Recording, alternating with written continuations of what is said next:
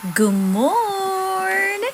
Hi guys! For today's video, papakita ko sa inyo kung paano kami mag-ready para sa winter.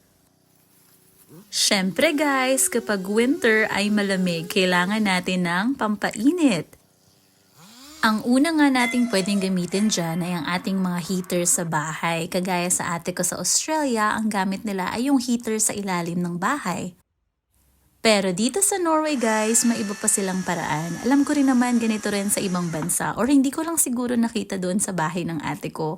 Meron nga palang chimney or parang fireplace sa bawat bahay dito at gagamit ka ng kahoy para magpaapoy at yun yung magpapainit sa buong bahay mo.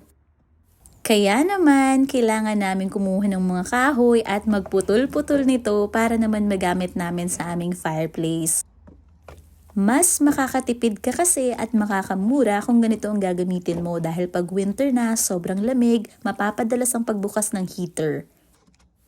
Tinulungan nga pala kami ng dalawang friends namin para manguha ng kahoy doon malapit sa cabin and after that, si Habi na yung nagputol-putol nito. Kinikilig pa nga ako at ang sabi ko, ang astig naman niya tingnan.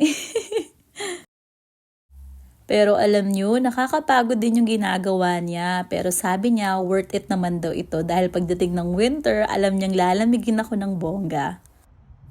Itong mga kahoy na ito guys ay para sa in-laws ko. Sobrang laki kasi ng bahay nila kaya mas maraming kahoy ang kailangan nila. Ito naman yung final product na nagawa ni Hobby. Ilang araw doon niya itong pinagpaguran. Kaya naman I'm so proud of you, husband! Sigurado akong hindi na ako lalamigin sa winter at ready na kami. Heto nga't nagpasample pa si Hobby guys para makita ninyo. Ayan yung magpapainit sa buong bahay namin. Ang lakas makaunang panahon, ano? Charis! Thank you for watching guys! Ha de bra!